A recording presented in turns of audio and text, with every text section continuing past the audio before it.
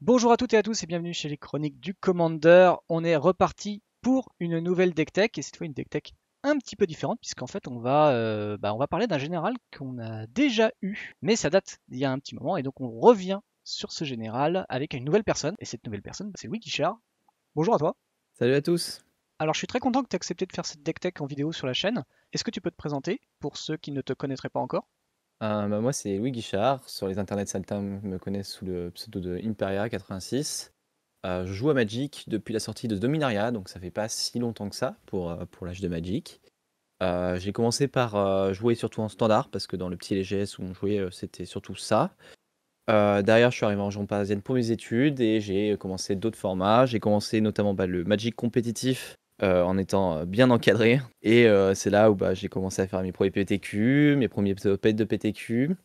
Derrière, le Covid est arrivé, donc forcément, on a surtout joué sur Arena. Durant le Covid, j'ai fait un top 4 de GP Online, donc ceux qui étaient organisés par Channel Fireball, puis d'autres résultats par-ci par-là. Et puis depuis le retour du Magic Papier, j'ai découvert le Duel Commander. Et en Duel Commander, j'ai déjà 2 top 8 de Zap. J'ai fait finaliste au premier MTG Prime à Châteauroux. Et là, avec la liste qu'on va vous présenter, j'ai fait deuxième un tournoi de DC, donc à Tours. T'as un petit palmarès quand même, mine de rien. Ça commence à prendre forme en DC, ouais, ça commence à être pas mal. Et toutes ces victoires, tu ne les as eues qu'en jouant un seul deck, on est bien d'accord. Alors j'ai joué toujours le même deck, sauf un Zap où j'ai topé d'ailleurs, où j'ai joué Asmorano, mais Asmo a été ban ensuite, donc j'ai pas pu continuer. Mais sinon, je joue Karizev, pierre de vaisseau volant. Pour ceux qui ne voient pas, donc Karizev, même si vous êtes habitué du Duel Commander, je pense que vous connaissez ce général. Donc c'est un humain pirate qui coûte un mana incolore, un mana rouge. Il a l'initiative et la menace, c'est une 1-3. Et à chaque fois donc Karizev va attaquer, elle va créer engagé attaquant un jeton de créature légendaire de un Ragavan qui sera exilé après la phase de combat. Ok, donc virtuellement, tu as deux créatures qui peuvent coller 3 blessures en attaque. Ouais, c'est surtout ça, et c'est surtout 2 créatures qui nécessitent en fait 3 bloqueurs, puisque Karizev ayant la menace, c'est très compliqué souvent de bloquer proprement les attaques faites avec Karizev. Mais du coup, parmi tous les decks et tous les généraux que propose le Duel Commander, pourquoi tu as choisi Mono Rouge spécialement? Alors au début, quand j'ai repris le DC, en fait, c'était la période où Inala était sur la pente ascendante, et on avait repéré avec les quelques joueurs auxquels on s'était mis dans le format, donc il y avait Martin Craviès, il y avait Jean-Emmanuel Deprat, Charles Wickham, Théo Méry. Et on s'était rendu compte que Inala c'était vraiment trop fort, mais on n'avait pas de quoi monter le deck en fait en 5 exemplaires. Donc je me suis rabattu sur Karizev parce que j'avais quasiment toutes les cartes en fait. Je l'avais monté à moitié il y a un petit peu avant parce que j'avais boubouité dans le fond d'une boutique en DC. Je préfère de manière générale les decks proactifs aux decks réactifs, donc ça m'allait très bien. Et de plus, Karizev est un général totalement viable dans le format, même très fort, donc ça m'allait très bien. Et t'as hésité entre différents généraux Mono Rouge quand tu as opté pour Karizev? Au début, pas trop en fait, parce que les cartes que je connaissais qui pouvaient aller en général en mono rouge, c'était les cartes que j'avais jouées dans d'autres formats, donc ça aurait pu être un Torbran, ça aurait pu être un Anax par exemple, mais je trouvais Karizev plus intéressante pour son côté agressif dès le début de la partie. Est-ce que du coup, durant les games, ça t'arrive de swap ton général, de piocher parmi les autres créatures légendaires de ton pack pour justement remplacer Karizev par une de ces créatures pour avoir un meilleur match-up suivant certaines parties? Alors ça, c'est un peu une spécificité que j'ai attribuée à ma liste, et en tout cas que moi je la joue de cette manière-là, c'est que je swap jamais de général. Je trouve que ce deck-là perd énormément de valeur à avoir un général à 3 parce qu'il est construit pour avoir un général qui s'insère dans sa courbe à 2. Karizev n'est un mauvais général dans aucun match-up à mon goût en fait. Enfin, il n'y a aucun match-up où elle est vraiment atroce parce qu'une des faiblesses principales de ce deck-là, c'est quand on se fait décurver dès le début de la partie. Quand tu te fais décurver dès le début de la partie, en général, et que l'adversaire en fait reprend le tempo de la partie, la partie devient souvent très compliquée d'un coup. Alors Karizev, c'est pas la première fois qu'on en parle sur la chaîne. On a déjà fait une deck tech avec Kikou et François Clou autour de Karizev. La deck tech, elle a maintenant 3 ans, ça date un petit peu, que du coup vous pouvez retrouver et en description et sur le petit i information qui arrive en haut à droite de la vidéo. Depuis, Wizard a sorti des nouvelles cartes, des nouvelles créatures, des nouveaux sorts qui sont bien meilleur que ce qu'il y avait à cette époque-là. Est-ce que toi, tu t'es un petit peu inspiré justement de cette liste de François Clou quand tu as voulu monter ton Charisève à toi? Plus qu'avoir regardé cette liste, cette vidéo-là, en fait, je l'avais regardée, avant de jouer Charisève, que, bah, je cherchais un petit peu de documentation, un peu comme je fais d'habitude, quand je joue dans d'autres formats. J'essaie de trouver, bah, les guides qui peuvent être sur les decks et cetera et je m'intéressais, en fait, de savoir, bah, il y a, 3 ans, qu'est-ce qu'on disait de ce deck-là et est-ce qu'aujourd'hui, c'était toujours d'actualité? Donc j'avais regardé la liste, il y a une partie des cartes qui sont dans cette liste-là que j'ai joué au début, que je ne joue plus aujourd'hui.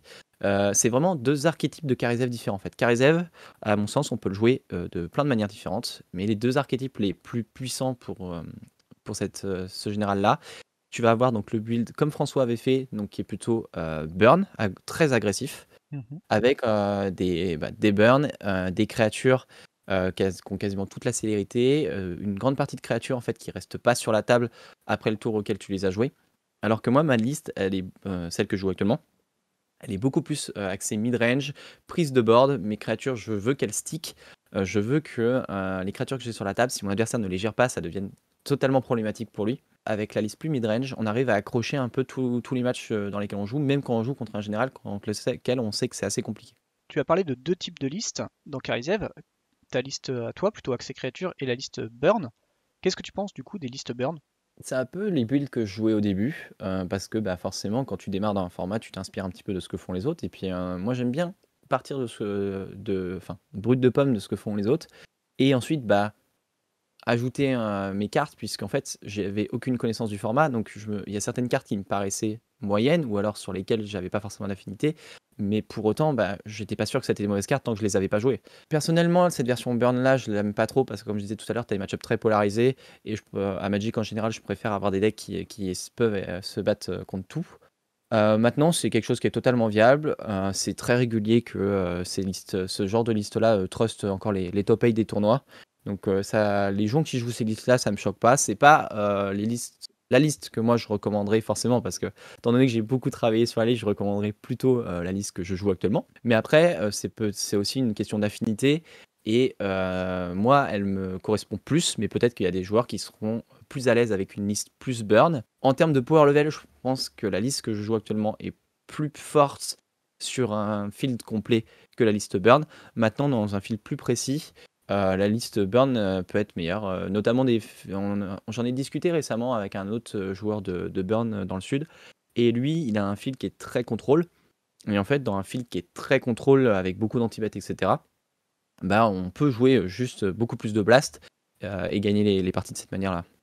Par rapport à la liste de François sur laquelle tu t'es inspiré de base, quelles sont les modifications que tu as apportées sur cette liste-là pour arriver à la liste que tu nous présentes aujourd'hui? Moi, mon deck, je le diviserai en 3 parties qui sont plus ou moins équilibrées. C'est un peu un tiers, un tiers, un tiers. C'est plus ou moins un tiers de terrain, plus ou moins un tiers de permanent, ou alors donc en permanent créature ou enchantement ou planeswalker ou artefact à capacité, et un tiers de spell ou de permanent qui justement ont des capacités activées. Je vais commencer par les terrains. Parce que, souvent dans certains formats, c'est des choses qui sont assez oubliées et je trouve que c'est toujours assez pertinent en fait de parler des mana bases. Contrairement à la liste de François, moi je joue 38 terrains, il en jouait 36. Pourquoi j'en joue 38? Parce qu'on a un deck un petit peu plus lourd et c'est surtout un deck, et même le format en général, qui est très punitif, sur les mana death. Jouer 38 terrains, c'est vraiment important dans la liste en tout cas que je propose. On joue, une vingtaine de basiques. Ensuite, on va pouvoir retrouver donc des landes que jouait déjà François, donc par exemple les fetch. Donc pourquoi dans Karazev on joue des fetch alors qu'on joue monocolore? Pour plusieurs raisons. La première, c'est parce que on va vouloir activer en instant speed des cartes comme Brasier Calcinant, qui fait que je peux coller 3 à une créature, 3 à mon adversaire, ou un Planeswalker qui contrôle, d'ailleurs ça a été raté. Ça remplit notre cimetière pour toutes les cartes, enfin le peu de cartes escape qu'on joue. Également d'autres petites interactions, notamment avec la Sinistre Lave ancienne. Il exile donc 2 cartes de notre cimetière et on met 2 points de dégâts où on veut. Des landes que jouait déjà François, on peut retrouver d'ailleurs Mute Caveau et Usine de Mishra, donc qui sont les 2 des 3 manlands qu'on joue dans le deck. Usine de Mishra devient un artefact, ce qui peut avoir certains aspects positifs dans certains cas. Le troisième manland qu'on joue dans le deck maintenant, c'est Tanière du Gobelour, donc qui est sorti avec D&D. Pour les landes que jouait François, il y en a également un autre qui est resté dans la liste, c'est Ruines de Ramunap. Certaines listes jouent d'autres déserts, notamment le Scorch de désert qui met un point de dégâts à l'adversaire quand il arrive en jeu. Ou on peut jouer aussi Scavenger Ground dans les méta où on a besoin de Gravate. Et donc, quand on sacrifie un désert, donc soit lui, soit un autre, on met 2 à un adversaire. Ça, c'est les landes que jouait déjà François à l'époque. Les landes que moi je joue en plus, dans ceux qui existaient déjà à l'époque, on va retrouver donc Grand Fourneau, Shinka, qui existait à l'époque. C'est un land légendaire qui fait un rouge et on peut payer un rouge l'engagé et donner First Strike à la créature légendaire choisie. Point important, Ragavan, invoqué par Karizev, est légendaire, donc parfois on peut lui donner First Strike. Ça n'a pas forcément d'intérêt, mais c'est quelque chose qui est possible de faire et que les gens parfois oublient. Et dans les nouveaux lands qui n'existaient pas à l'époque de la liste de François et qu'on a ajouté, donc on va avoir Vue Prismatique, qui est en fait le 5e fetch de la liste. On va avoir Épopée d'Urza. Alors Épopée d'Urza, c'est très intéressant parce que c'est un land qui fait de l'incolore, mais qui va pas rester sur la table, qui permet donc de faire Déconstruct sur son 2e chapitre, vu que c'est une saga, et sur le 3e chapitre d'aller tutoriser un artefact qui coûte 0 ou 1. Dans la liste, on a plein de choix différents. Moi, j'ai décidé d'en jouer 3, surtout 2 qu'on va aller chercher, puisque le 3e, c'est Baumat de Courrier. Sinon, les 2 artefacts utilitaires que j'utilise sont la Pyrite Spellbomb et le Pince-Crâne. Pince-Crâne, c'est pour moi l'une des cartes les plus puissantes du format. Ça permet de temporiser les parties, de gagner énormément de cartes advantage. Parfois aussi de juste l'équiper sur une créature et dire à ton adversaire, bah, cette créature-là, si tu la gères avec un removal, bah, je vais piocher 2 cartes. C'est vraiment très très fort. Et ensuite, la Pyrite Spellbomb. Je trouve ça très intéressant de jouer Pyrite dans les listes maintenant, parce que ça permet de gérer le peu de cartes qui existent dans le format comme protection rouge, par exemple. Ça permet également d'avoir une source de dégâts incontrable. Donc ça, c'est les artefacts que je joue sur l'épopée d'Urza. Et le dernier land dont je n'ai pas encore parlé, c'est la War Room. C'est un des lands peut-être les plus débattables dans le deck, puisqu'on l'active assez rarement. Mais pour autant, ça m'est très souvent arrivé de finir des games avec 7-8 terrains. Et en fait, en activant la War Room tous les tours, bah, on arrive à redépasser les cartes advantage de notre adversaire et à le tuer grâce à ça. Étant donné que bah, on a moult blast à distance ou de créatures célérité, ça peut aller vraiment très vite avec ça. Alors j'ai vu un terrain que tu n'as pas cité et qui n'est pas dans ta liste, c'est le Pic Vacillant que jouait justement François Clou. Est-ce que tu peux nous en parler un petit peu de cette carte? Pourquoi elle n'y est pas dans ta liste? Je hais, pour dire ça comme ça, les D'accord. terrains qui arrivent engagés dans ce deck-là. Comme je disais tout à l'heure, c'est très important de garder la tempo.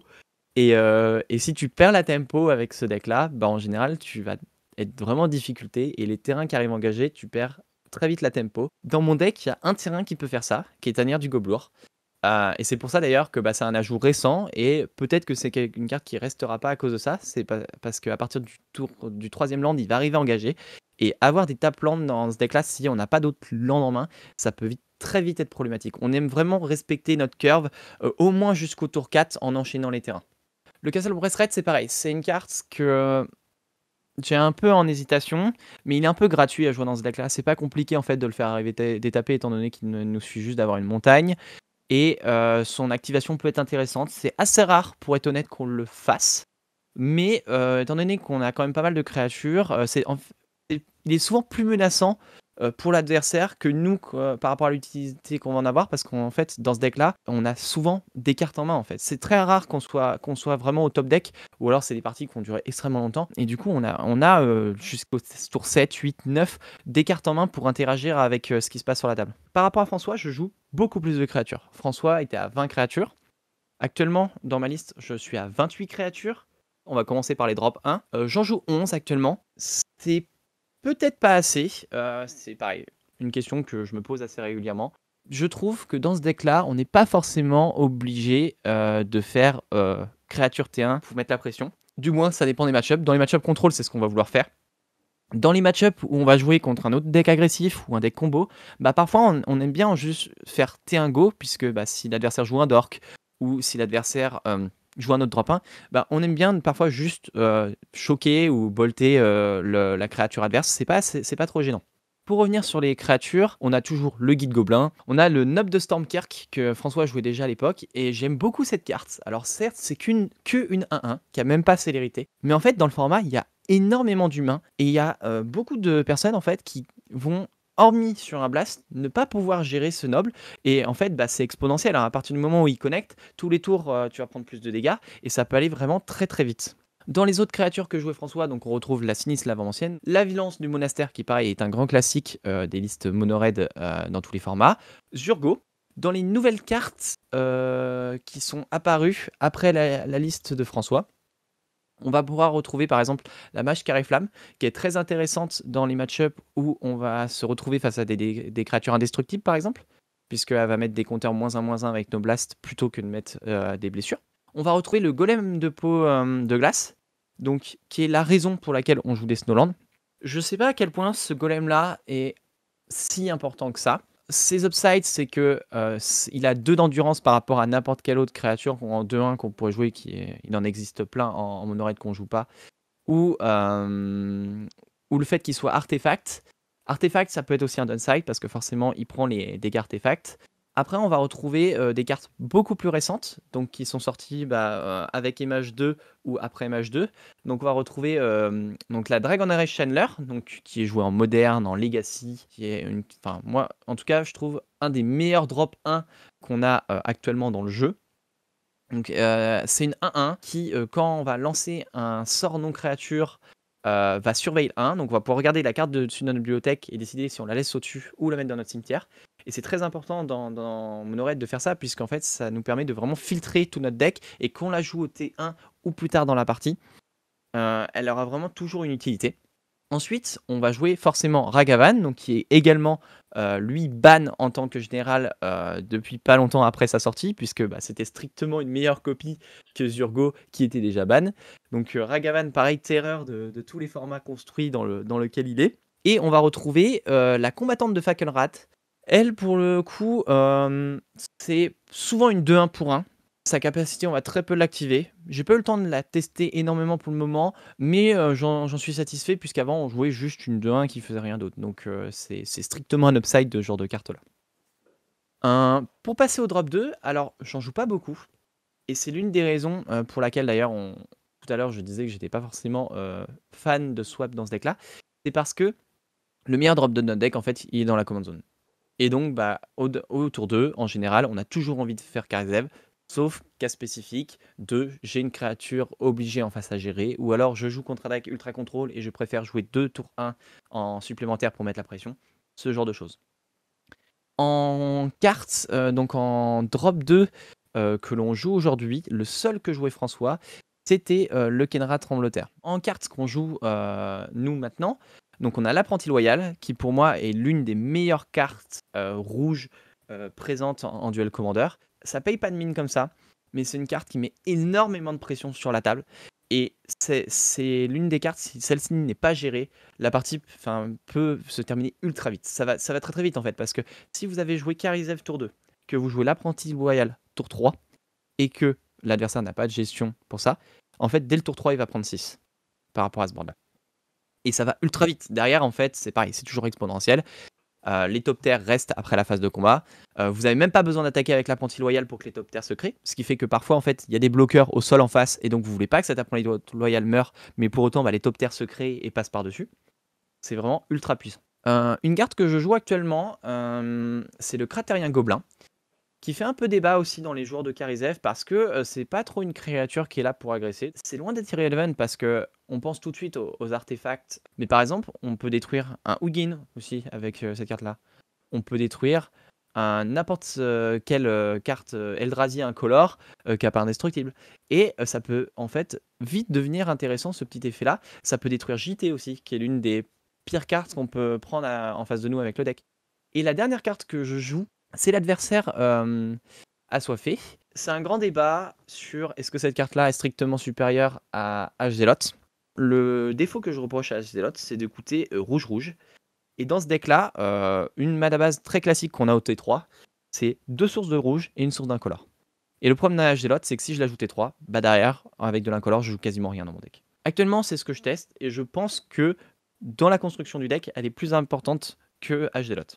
Ensuite, on passe à la curve à 3, donc là sont les créatures qui arrivent vraiment après Karizev.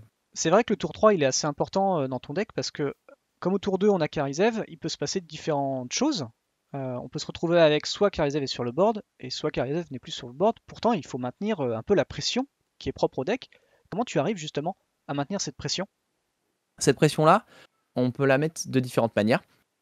Soit dans les listes burn, elle est mise comme François faisait, avec beaucoup de créatures, à beaucoup de force, célérité, mais qui vont pas rester sur la table. Je pense à des cartes comme Ball Lightning, comme Elthunder, ce genre de cartes-là. Moi, c'est pas le pas que j'ai pris, puisque comme je l'ai expliqué au début, je veux prendre le board, je veux que mes créatures soient toujours menaçantes. C'est pour ça que je suis pas trop fan de ces listes avec en fait des créatures qui sont juste là pour mettre des dégâts dans la tête de l'adversaire, mais plus des listes qui vont toujours poser des problèmes derrière. Et si l'adversaire les gère pas, ils poseront des problèmes un tour, deux tours, trois tours après. Dans les créatures à 3, en fait, il y en a une seule qu'on retrouve dans la liste de François. C'est le Handcrop Crusher. Dans les créatures qu'on joue, donc là, on va jouer vraiment des permanents qui sont des problèmes pour notre adversaire et qu'il doit gérer. Donc Anax, le Phénix de Cendre, il est assez pénible à gérer, puisqu'avec l'Escape, en fait, il peut revenir à partir du moment où on a assez de cartes dans notre cimetière. La chasseuse d'orage, on retrouve toujours Férocidon, qui est un peu anti-synergique avec notre deck puisqu'on joue plus de créatures, mais pour autant qui est assez important dans le format.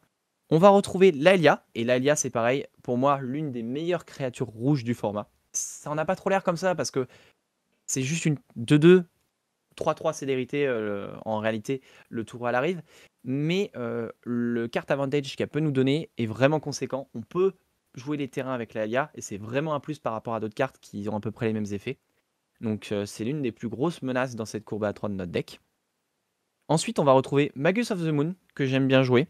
Parce que attaquer les mana bases en Duel Commander, je trouve que c'est super fort. À partir du moment où le mec joue au moins 3 couleurs, ça devient vraiment problématique pour lui. Et dans un tempo où il est full tap, en général, Magus peut carrément finir la partie.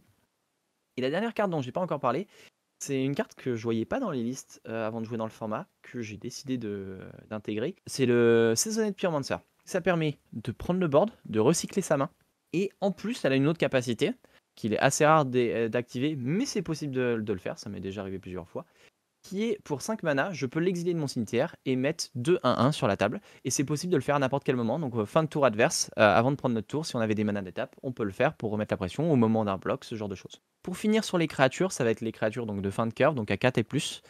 On va jouer Torbran, on va jouer Azoret, qui est pour moi dans le slot également du Dragon 6-5 qui est joué dans certaines listes. Je sais pas aujourd'hui laquelle des deux est la meilleure. Ce que je sais, c'est que les deux, j'en suis pas trop fan, mais j'ai besoin de ce drop 4. Maintenant, j'aime vraiment le fait que Azoret soit indestructible. Et c'est ce qui me fait aujourd'hui la jouer au-dessus de ce Hellkite. Le problème du Hellkite, c'est que investir 4 mana dans potentiellement l'adversaire qui va juste mettre un removal ou un contre dessus, c'est très dur. Alors que Azoret, grosso modo, c'est contre ou alors quelque chose qui exile, mais sinon, elle va rester sur la table. Une carte que j'essaye aussi actuellement, c'est le capitaine de Fort Braise. S'il veut récupérer le monarque en général, c'est très taxant pour lui avant qu'il ait géré le capitaine. J'aime beaucoup cette carte, j'en suis vraiment très content depuis que je la joue, et ça commence à être pour moi dans le corps de ce deck-là. Et enfin, la dernière carte, c'est Fury, donc qui est sortie avec MH2. On joue actuellement un seul Planeswalker, qui est Chandra, Torche de la Défiance, qui est sûrement le meilleur Planeswalker rouge imprimé actuellement. J'ai également testé Code du Marteau, sur lequel je ne sais pas encore trop mon avis dessus. Ça pourrait être en fait la carte qui rentre dans le slot d'Azoret ou du Hellkite dont on parlait tout à l'heure. Je sais pas trop pour ce code. Je le trouve intéressant, mais peut-être un poil trop faible pour le deck. Et un autre Planeswalker qui va rentrer dans la liste, c'est la nouvelle Chandra, donc Dress to Kill. Tout feu, tout flamme en français. Je l'aime beaucoup. J'ai pas encore eu l'occasion de la tester, mais je l'aime énormément. Pour moi, c'est un peu une petite Chandra Torch of Defiance, et je suis sûr à 99% que ça va devenir core dans tous les decks Karizev et même dans les decks mono rouge. Alors c'est rigolo que tu parles de la Chandra parce que moi justement, le mois dernier j'en ai parlé dans mes tops et je trouvais justement qu'elle avait ces avantages de pouvoir proposer pas mal de choses, mais aussi cet énorme désavantage de ne pas proposer de solution pour se protéger elle-même. C'est ça que je trouvais un petit peu dommage sur cette nouvelle carte. Je suis d'accord avec toi, mais avec ce deck Karizev là, étant donné qu'on joue plus de créatures, on peut décider que si vraiment cette Chandra est très importante pour nous, dû juste laisser Karizev et potentiellement une créature à 1 ou un enchantement comme Seal of Fire up et dire à notre adversaire go, la protéger. Et lui, s'il a vraiment envie de la gérer, bah, il va devoir utiliser beaucoup de ressources pour le faire en fait. Le Magic, c'est une bataille de ressources en permanence. Donc si mon adversaire utilise beaucoup trop de ressources par rapport à ce qu'il aurait dû en utiliser, bah, tant mieux pour moi en fait. C'est vraiment une grosse menace. Et je la vois plus arriver en curve, pas forcément pile dans le T3, mais peut-être plus tard dans la partie où en fait, bah, on a besoin aussi de faire du card advantage, notamment avec son deuxième +1, ou alors on a besoin de mettre quelques points bah, en face, et même mettre 1 et dire go, notre Chandra est passé à 4, notre adversaire doit la gérer, ça devient tout de suite une sacrée menace. Dans les artefacts, le seul dont je n'ai pas encore parlé, donc c'est le Copter, donc Smuggler Copter, c'est pareil, c'est une carte qui n'était pas trop jouée dans les listes mono-red avant, et je pense à tort parce que bah, on a envie de filtrer aussi ce qui se passe dans notre deck, puisque parfois bah, on va piocher pas assez de land, parfois on va piocher trop de land, ce qui est une partie de Magic classique. Et donc, ou alors on va piocher des cartes qui n'ont pas beaucoup d'impact dans certains match-up. Bah, pouvoir recycler sa carte là, c'est important. Et donc c'est pour ça que ce Copter qui non seulement a de l'évasion et de la carte sélection, il se crew avec notre général. Donc on peut jouer littéralement Copter T2, Karizev T3, crew le Copter, attaquer avec, commencer à faire notre carte advantage. Et on n'a pas perdu de dégâts puisque Karizev qui attaque c'est 3 dégâts, Copter qui attaque c'est 3 dégâts également. Ensuite, dans les enchantements, actuellement, j'en joue plus que 2. Je joue seulement Seal of Fire et Blood Moon. Blood Moon clôt énormément de parties.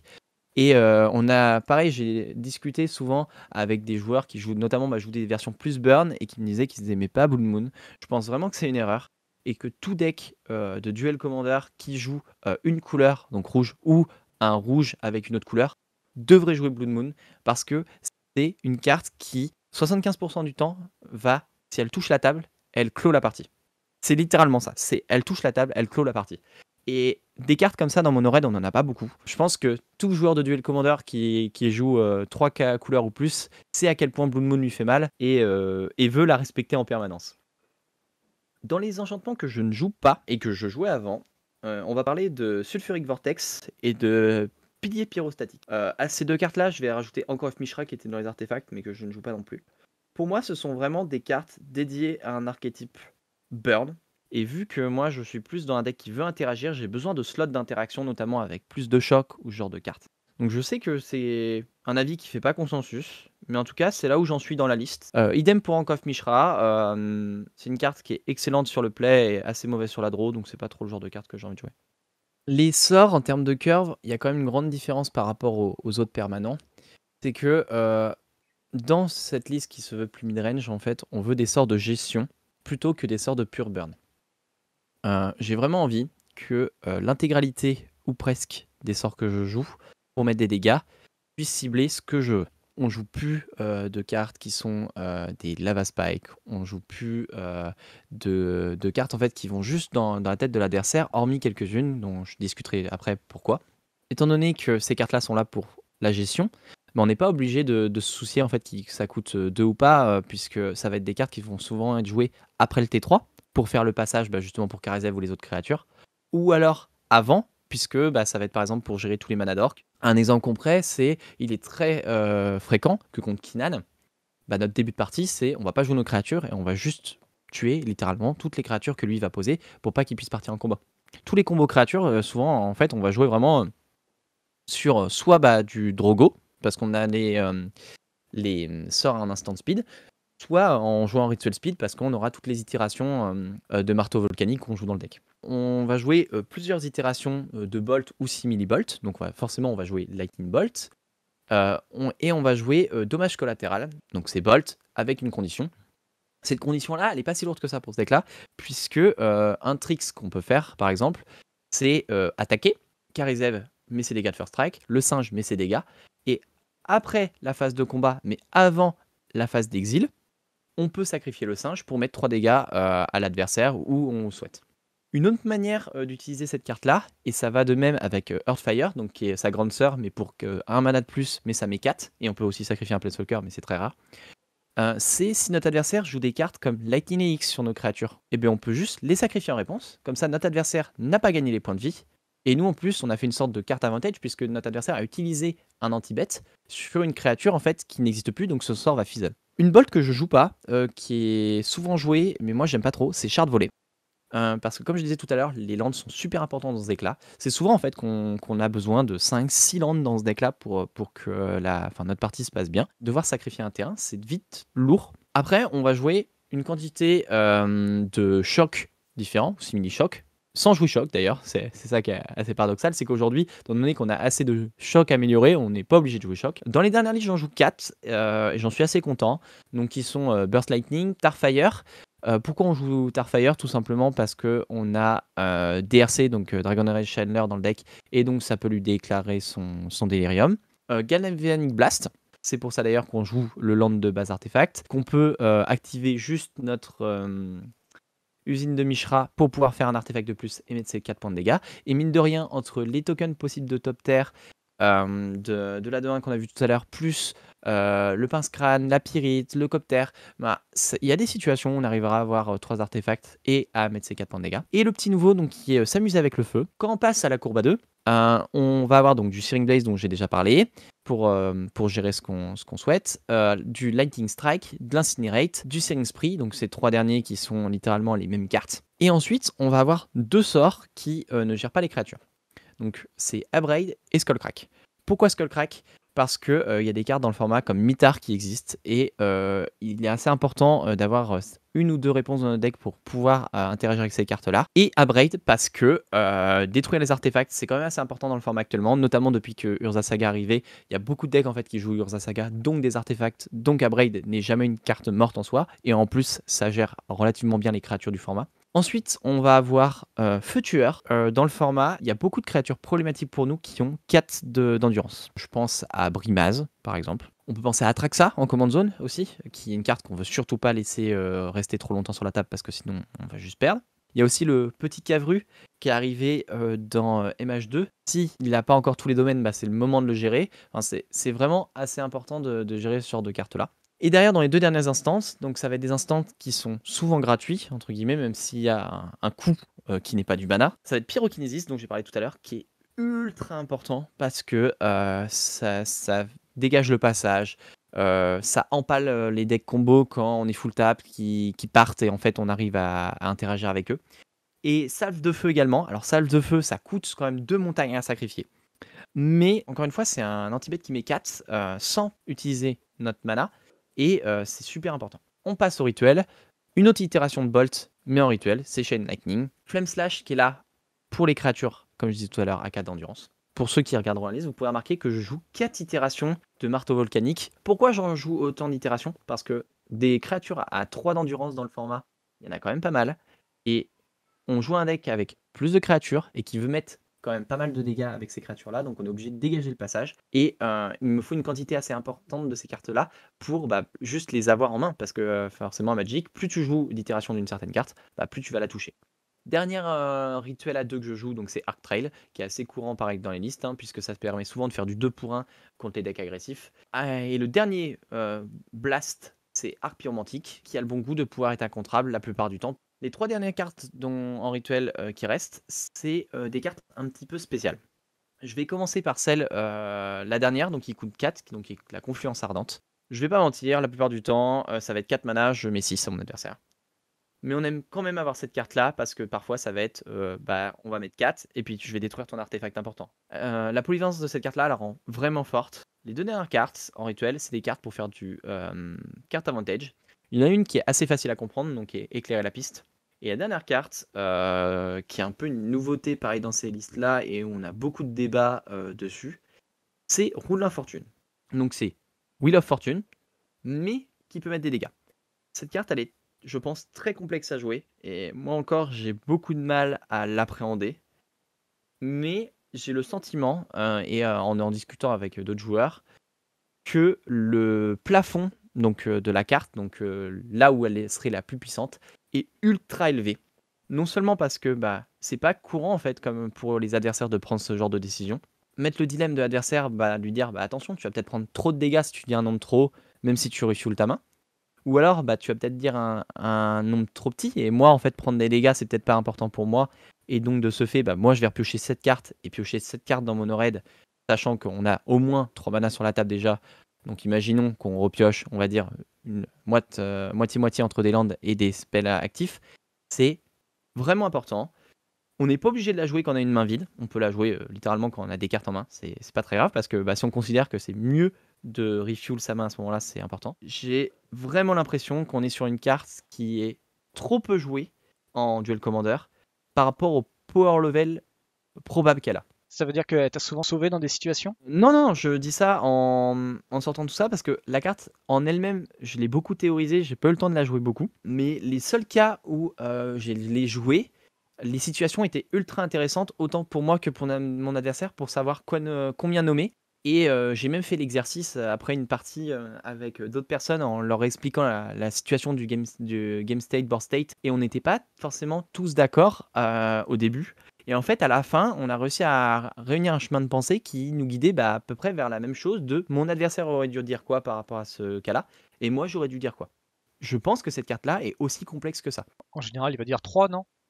Bah non, en fait, C'est pas les parce ça. que le cas de base, ça pourrait être quelque chose de générique, mais tout va dépendre de combien moi j'ai de PV, combien mon adversaire a de PV. Est-ce qu'il y a des permanents sur la table, notamment des créatures qui mettent des dégâts? Est-ce que mon adversaire a envie de perdre sa main ou pas? Est-ce que moi, j'ai envie de perdre ma main ou pas? Enfin, il y a tout plein de paramètres qui rentrent en jeu. Ça va beaucoup plus loin que ça. La dernière fois que j'ai lancé, c'était à Tours. J'ai dit 9 et mon adversaire a dit 8, pour te donner un ordre d'idée. Mhm. On était dans une partie donc c'était contre Clotis. Et D'accord. où moi j'avais plus vraiment de gaz en main. Lui, on était en début de partie, hein, on devait être tour 3 ou tour 4, on avait mulligan tous les deux. Et on n'avait pas perdu tant de points de vie que ça. Je savais qu'il allait dire un nombre pas trop petit parce que il était dans une situation où il avait encore pas mal d'HP et que lui aussi avait envie de se refaire une main. Et donc on était obligés tous les deux de dire un nombre assez élevé, mais pas trop élevé non plus, parce que ce qui se passe, c'est que si tu dis un nombre trop élevé avec cette carte-là, contre Mono Red, tu peux rapidement perdre la moitié de tes points de vie en fait. Donc c'était un cas très intéressant, et je pense que des cas comme ça, il y en a très souvent. Alors moi, si tu me permets, j'aimerais bien qu'on parle un peu de cartes parce que moi aussi, j'ai été un joueur de mono rouge, T'as été fut une un bonne temps. personne. Oui, un tournoi. Et du coup, moi, je jouais du coup le copter par exemple, et je jouais d'autres cartes que je vois dans sa liste que je vois pas dans la tienne. Je vais commencer tout simplement avec le javelot de flamme, parce que tu dis que tu veux mettre 4 blessures à des créatures, et là, ça a l'air bien. En plus, c'est éphémère. Ouais, tout à fait. Alors le Shadow of Flamme, je l'ai joué au début et il est sorti de la liste. Et tout simplement parce que, comme je disais tout à l'heure, la plupart du temps, dans notre curve à 3, on va avoir un mana incolore qui va se balader. Et donc de ce fait, avoir ce mana incolore là, le Shadow of Flamme, il coûte plus 3, mais il coûte 4. Et à 4, ça devient beaucoup plus problématique. Donc c'est une carte qui est un peu dans le wishboard de cette liste là. Qui re-rentrerait si dans la méta, il y avait beaucoup plus de créatures problématiques à 4. Mais actuellement, j'ai le nombre de gestions, je pense, suffisante pour ce genre de créature-là, et c'est pour ça qu'on ne joue plus. Alors j'ai compté, tu as 4 sources de terrain qui produisent de l'incolore, du coup ça te permet pas d'assurer très régulièrement un javelot de flamme à 3. Ça semble facile dit comme ça, et pourtant parfois ça ne l'est pas, ouais. Et le problème, c'est que les fois où ça ne l'est pas, ça devient tout de suite une carte magique beaucoup moins bien, quoi. Alors d'autres cartes qui du coup sont peut-être effectivement plus discutables. L'éclair de faille, donc j'ai bien compris que tu voulais pas des cartes qui ne pouvaient cibler que soit des joueurs, soit des créatures, donc du coup j'ai plutôt été chercher des cartes qui justement font un peu de tout.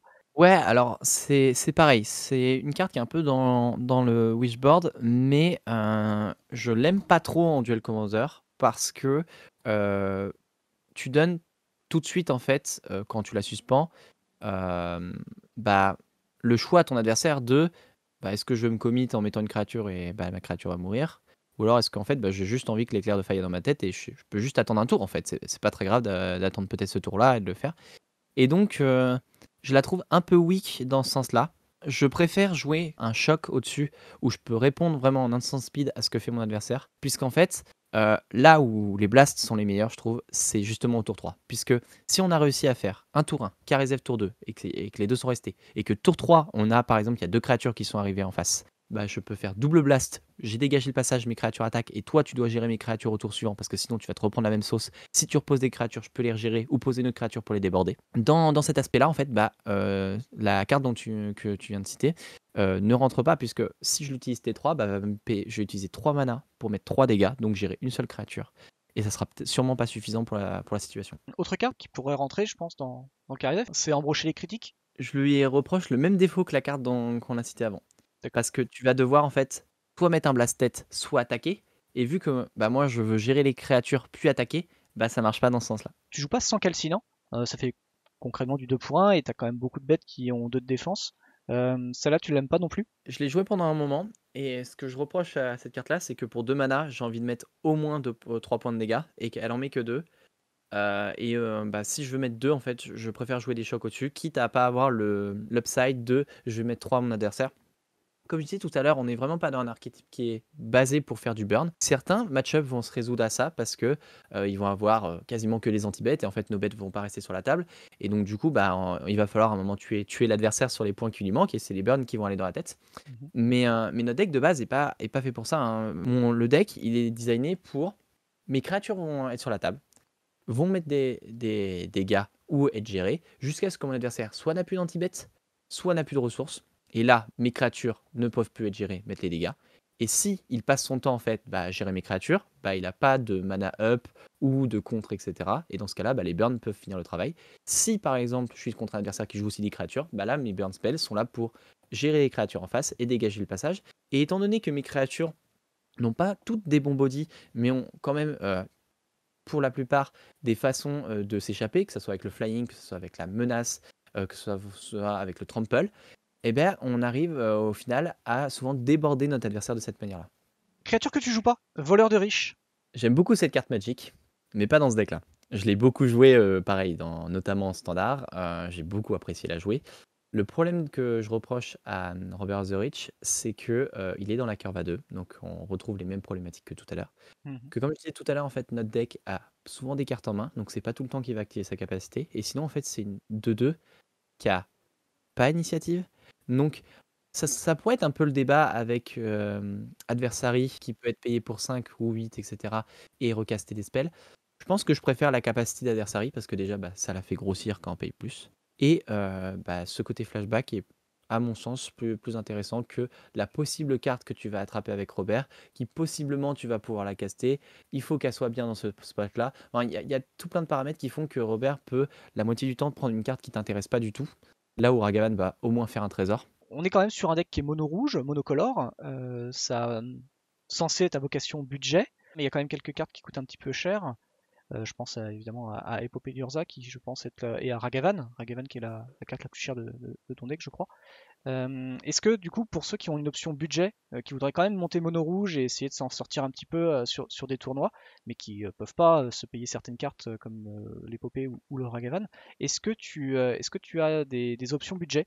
Bien sûr, alors pour donner un ordre d'idée, j'ai regardé il y a quelques jours d'ailleurs, parce on m'a demandé sur un Discord, bah, ça coûtait combien de monter Karizev. Et j'ai regardé, hors frais de port actuellement, si vous prenez état X minimum en français ou en anglais sur MKM, vous vous en sortez pour 350 € pour monter ce deck-là.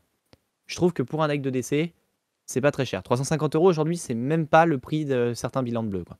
On peut enlever Épopée d'Urza, bien sûr. C'est dommage parce qu'elle apporte vraiment un nouveau souffle au deck, notamment avec le fait que parfois, bah, on va faire Karizev T2 avec Épopée d'Urza T2. T3, je fais une construct. Je bouge pas en fait mon adversaire pendant son tour, je bouge pas fin de son tour, je fais ma construct. À l'unkeep, soit je prends mon mana, soit je refais une construct. Je mets une clamp, et avec 2 constructs et une clamp, on a déjà des 3-3 sur la table, et clamp qui permet de faire du CA, et ça peut aller très très vite derrière. Donc la carte, elle est importante. Maintenant, on peut la remplacer avec un autre terrain utilitaire incolore. Ça peut être Scavenger Ground, comme j'ai parlé tout à l'heure. Ça peut être n'importe quel land utilitaire, en fait, intéressant avec le deck. Vous pouvez jouer sans les fetch aussi, si vous les possédez pas. C'est mieux de jouer avec, mais on peut jouer sans. Je vais explorer un petit peu en même temps que toi les cartes qui valent de l'argent. Donc Ragavan, donc forcément oui, actuellement la carte la plus chère du deck. On peut la remplacer avec une autre carte du même acabit qu'on jouait avant, donc en 2-1 de body, qu'on joue plus. Je pense par exemple au Falkengrad Gorger, je crois c'était. On peut jouer ça à la place, ça coûte rien du tout et ça peut être joué. Ensuite, Saisonnette Pyromancer, vous pouvez mettre un autre drop 3 qui a de l'impact sur le board quand elle arrive. Blood Moon, aujourd'hui, ça vaut une dizaine d'euros et je pense que c'est vraiment essentiel dans le deck et pas trop compliqué à trouver dans des classeurs, même d'amis à vous. Donc, on va passer dessus. Fury, vous pouvez mettre pareil, une autre créature avec de l'impact ou Code du Marteau, qui est un Planeswalker qui coûte pas grand chose. Ça coûte de 3-4 euros un cote. Donc faites-vous plaisir. Et surtout, en fait, ce que je conseille en DC, c'est s'il y a une carte qui vous plaît et que vous voyez un peu sous-jouer, bah, n'hésitez pas à la tester en fait. Parce que c'est en testant cette carte-là que potentiellement vous vous rendrez compte de pourquoi les joueurs la jouent pas. Ou au contraire, bah, si vous découvrez une carte qui n'est pas jouée et qui paraît être bien, bah, ne pas hésiter à en parler autour de vous pour que y ait d'autres joueurs qui l'essayent ou qui donnent leur avis dessus. C'est comme ça qu'on trouve en fait les meilleures découvertes dans ces decks-là. Parce que si personne teste jamais les cartes, bah, on comprend pas pourquoi. Enfin, on a même parfois pas le nez dessus en fait et on les testera jamais. Donc, si j'ai un conseil, c'est parfois essayer aussi des choses. Et oui, ça sera peut-être nul. Mais toute personne qui a essayé de deck build des decks, il en a fait des piles de decks qui étaient vraiment pas bons. Et jusqu'au jour où ça fait vraiment un deck ultra fort. Et ça peut arriver tout le temps, quoi. Eh ben, merci Louis pour ce conseil. En tout cas, c'est vrai que je trouve que tu retransmets vraiment le bon esprit qu'il faut avoir dans l'UL Commander. C'est pas forcément toujours avoir l'esprit compétitif, de toujours gagner ou net decker. Il y a aussi cet esprit en fait de vouloir, de pouvoir tester des cartes pour comprendre en fait pourquoi elles sont dans le deck, pourquoi elles n'y sont pas. Est-ce que suivant la méta de ma région, est-ce que ça vaut pas plus le coup de la jouer? Voilà, toutes ces choses-là qui font que effectivement c'est un peu l'essence d'origine du Duel Commander, qui est vraiment de tester des cartes et de prendre plaisir à les jouer et à jouer le deck qu'on amène sur des tournois ou sur des parties entre joueurs. Merci également pour la liste budget que tu as faite, qui est donc une liste budget moins de 100 euros, qui est en description de commentaires également. Donc si vous aussi vous avez envie de tester le jeu Mono Rouge Karizev pensé par Louis Guichard et que vous n'avez pas beaucoup d'argent, et ben voilà, vous avez une liste toute faite pour moins de 100 euros hors frais de port qui vous permet de jouer et quand même de réussir à avoir quelques victoires, voire peut-être même gagner un tournoi local, voire peut-être même quelque chose d'un petit peu plus grand. Karizev, à mon sens, fait partie des 5 meilleurs decks du format actuellement. Et il n'y a pas trop de débat là-dessus, quoi. Parlons-en d'ailleurs de ces 5 meilleurs decks du format. Donc on avait eu la deck tech de Théo Méry avec Isamaru qui du coup plaçait Karizev dans le top 5. Est-ce que toi déjà tu vois d'autres généraux par exemple qui se hisseraient depuis ces quelques mois déjà? C'est le moment où je me fais pas des copains parce que je mets pas leur général dans le top 5 et ils sont C'est pas contents, c'est c'est ça? le bon moment, effectivement. Ouais, C'est là où c'est tu te ça. fais des amis. Alors, bah, je vais dire exactement ce que je dis depuis quelques semaines et j'ai pas changé d'avis jusque-là. Actuellement, en Duel Commander, je considère qu'il y a 3 généraux qui sont au-dessus des autres. Ces 3 decks, c'est Karizev, c'est Isamaru et c'est Gitrog Monster. Pourquoi je pense ça? Parce que si vous regardez, c'est des decks qui sont souvent présents dans les top 8, les top 16 et même en fait dans les tables hautes en général.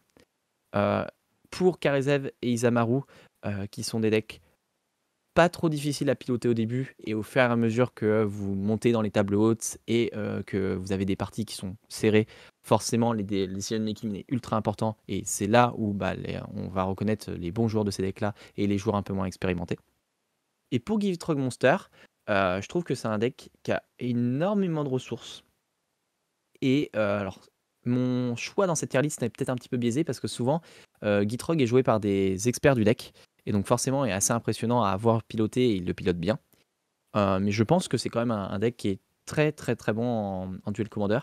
Mais pas suffisamment broken pour mériter d'avoir des cartes ban ou ce genre de choses. Je trouve qu'il n'y a pas de decks qui sont trop trop forts, enfin trop au-dessus du format ou des cartes qui sont trop au-dessus du format actuellement. Derrière ces 3 decks-là, si je devais compléter un top 5 et que je devais en mettre 2, je pense qu'actuellement je mettrais Livio Malcolm, qui de plus en plus arrive à quand même à faire son petit bout de chemin dans les top 8 et dans les tables hautes. C'est un deck intéressant qui peut être build un petit peu sur différents aspects, donc j'aime bien. Et si je devais en trouver un cinquième, je pense que je mettrais Ezika. Ezika qui est probablement pas assez joué, parce que c'est un deck qui coûte aussi relativement cher à monter et qui est pas facile à piloter. Mais enfin, pour Ezika, j'ai le sentiment que si c'est un deck qui était beaucoup travaillé et joué plus, il pourrait être dans l'œil du comité à un moment ou à un autre parce que bah, le deck fait des choses impressionnantes en fait. Enfin, ça fait partie des decks qui peuvent faire des choses très unfair et c'est assez dangereux. Enfin, dans tous les formats, les decks qui font des choses très unfair, ça peut être vite dangereux si les joueurs bah, commencent à vraiment trouver les lignes les plus unfair possibles, quoi. Tu as cité ton général comme étant un des top commanders. Est-ce que du coup il y a quand même des match-ups qui sont un peu moins faciles à avoir? Est-ce qu'il y a des points faibles sur le deck? Oui, bien sûr. Bah, si le deck n'avait pas de points faibles, il faudrait des bans dans tous les sens pour que ce deck-là saute. Les match-ups compliqués vont forcément être les match-ups avec beaucoup de gestion et du lave gain. Parce que bah forcément, quand tu joues des bolts et que ton adversaire regagne autant de points de vie, bah, c'est compliqué. Si tes créatures stick pas le board, bah, c'est compliqué. Mais globalement, ce que je disais au début, c'est que cette version-là, je trouve qu'elle arrive à se battre un peu contre tout. Alors, c'est pas rare que même des decks qui nous posent Mitar ou qui nous posent Moat ou qui vont réussir à enchaîner les Vras, on arrive à les battre, à les épuiser un peu au bout, quoi. Euh, un match-up que je trouve assez compliqué, bah, c'est justement Livio Malcolm. J'ai toujours du mal à bien m'en sortir contre Livio Malcolm parce que c'est un deck qui arrive à facilement te récupérer la tempo. Et comme je disais tout à l'heure, c'est un deck qui aime pas perdre la tempo. Donc c'est un match-up qui est souvent compliqué, enfin que moi je considère comme négatif. Un autre match-up qui est assez serré, mais que je pense pas si défavorable que ça, c'est les Amaru. Parce que ça va être une bataille de ressources, parce que ses bears à lui, ils sont quand même assez intéressants. Et au final, les games contre Isamaru se résolvent souvent à qui va toucher sa carte unfair en premier. Si lui, il touche des cartes pro-rouge ou JT, ça va être un souci. Et si moi, je touche toutes les cartes problématiques pour son deck, bah, ça va être de même, quoi. Ok, bah d'accord. Je vois dans ton deck que et t'en as parlé un petit peu de la Chandra justement, mais pour l'instant t'as pas vu de carte de Noce Écarlate. Ça fait déjà environ un mois que l'extension est sortie. Du coup, tu considérerais quoi à rentrer dedans? On a parlé donc du coup de la Chandra et les deux autres cartes qui font vraiment un petit peu débat, même s'il y en a une des deux pour moi qui ne fait pas débat, c'est le Kessig Wolfrider. Donc c'est une créature 1-2 pour un rouge qui a la menace et pour 3 mana on peut l'engager, exiler 3 cartes depuis notre cimetière et créer un 3 de loup. Pour moi celle-ci elle a pas raison d'être dans le deck parce que c'est une créature avec 1 de force qui certes a la menace mais en fait qui est là bah, plus pour son effet de late game et en late game on veut jouer d'autres cartes qu'une simple carte à 1 quoi. Donc c'est pour moi une carte fragile qui attaque pas bien en early game parce qu'elle met pas assez de points. Enfin elle a vraiment pas les aspects de ce que je veux dans le deck. Et une autre carte qui a peut-être un peu plus de potentiel mais aujourd'hui je ne saurais pas dire est-ce que je l'aime ou je l'aime pas.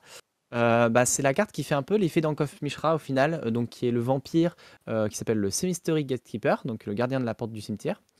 C'est une 2-1 vampire qui a l'initiative et qui dit que quand elle arrive sur le champ de bataille, on exile une carte depuis un cimetière et à chaque fois qu'un joueur joue un terrain ou lance un sort qui partage un type de carte avec la carte exilée, bah, le gardien il met 2 blessures à joueur. Donc c'est littéralement l'effet de Ankov Mishra, sauf que ça peut être bah, sur des spells également. Je l'aime moyennement parce que c'est un de body pour 2, même s'il a l'initiative. Je suis pas sûr qu'on en profite tant que ça, dans le sens où bah, notre deck il joue des créatures, des landes, des instants, des rituels en masse, et qu'en général c'est une de ces cartes-là qu'on va vouloir citer et que c'est pas forcément à notre avantage de vouloir le faire. Donc c'est une carte qui va arriver en général à partir du T3. Je suis pas trop convaincu. Ça fait partie des cartes qu'il faudrait tester pour s'assurer que c'est bien ou pas bien. Mais voilà, je suis pas convaincu de cette carte-là. Et dans cette extension-là, j'ai pas d'autres cartes qui tout de suite me donnent trop envie. Dans une version plus burn, on pourrait se pencher sur le dragon qui fait des tokens illusions aussi gros que le CCM des spells non créatures qu'on joue. Il est intéressant, mais je pense qu'il est en dessous de Moonveil Régent, qu'on joue pas déjà, qui était sorti dans le bloc d'avant, enfin dans l'édition d'avant, qui lui dit qu'à chaque fois qu'on lance un spell, on peut discard notre main et piocher autant de cartes que de couleurs dans ce spell-là. Et en fait, c'est un peu une Experimental Frenzy sur patte, en fait, ce dragon-là. J'ai pas parlé de Frenzy, mais c'est une carte que j'apprécie pas trop. Dans ce deck-là, dans Burn, je trouve que c'est vachement bien, mais pas dans la version plus mid-range. parce que on a envie de savoir ce qu'on joue et pas trop de jouer avec le dessus de la bibliothèque, grosso modo. Bah merci en tout cas Louis d'être venu parler de ta deck tech. Super analyse qui met un peu au goût du jour le deck justement et le général qui est joué depuis pas mal de temps mais qui du coup évolue et visiblement dans le bon sens puisque comme tu le dis il fait partie des top 3, top 5 de meilleurs généraux actuels. Il est également très populaire en fait, hein. C'est Oui. souvent un des générales le plus représenté dans les salles. Si par exemple des gens ont des questions à propos du deck, où est-ce qu'ils peuvent te retrouver, où est-ce qu'ils peuvent poser leurs questions pour que tu puisses les voir et y répondre? Bah écoutez, vous pouvez, oui, en effet, en discuter sous la vidéo YouTube et j'y répondrai avec plaisir. Vous pouvez également aller sur le Discord des Biquettes, dans le chan, donc Carizev, pour discuter en fait de vos choix et les questionnements sur le deck. Puis si vous êtes plus timide, bah, vous pouvez me contacter directement via message privé Discord ou bien via Twitter, donc à Louis Guiche, pour en discuter, il n'y a pas de problème. Je suis ouvert à la discussion. En général, j'essaye de répondre le plus vite possible quand je suis disponible, quoi. Merci à toi d'être venu.